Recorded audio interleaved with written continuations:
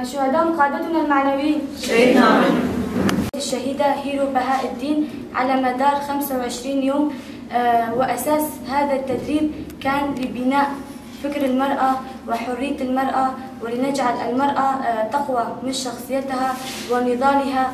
المرأة التي عم تعاني جوات المجتمع منذ آلاف السنين، والأساليب التي تمارس بحق المرأة والاضطهادات التي تمارس بحقها ضمن المجتمع، ولنكون ردا لهجمات العدو الذي تأخذ المرأة بشكل خاص وتستهدفها في هجماتها لتجعل المرأة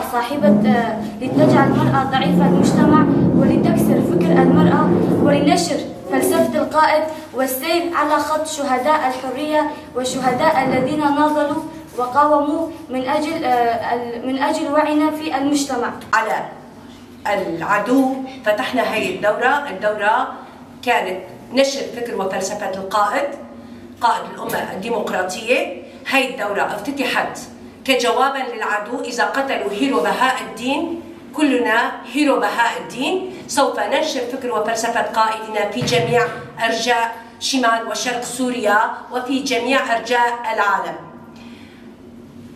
أشكر حضور الرفيقات اللي بذلوا جهد ليتمموا هي الدورة بنجاح، وأشكر كل من ساهم بنجاح هي الدورة.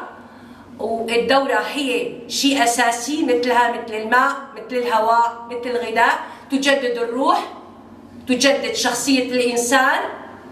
لذلك نتمنى لكم فائدة منيحة من هاي الدورة، ونتمنى دورات مشان نتجدد شخصيتنا، لأنه دائما نحن بحاجة لتجديد شخصيتنا بالدورات التدريبية.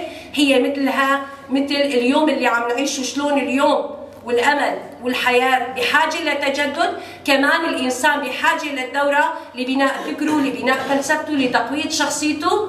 يعطيكم العافية، وأتشكر جميع ولعبوا دور جوات هاي الأكاديمية.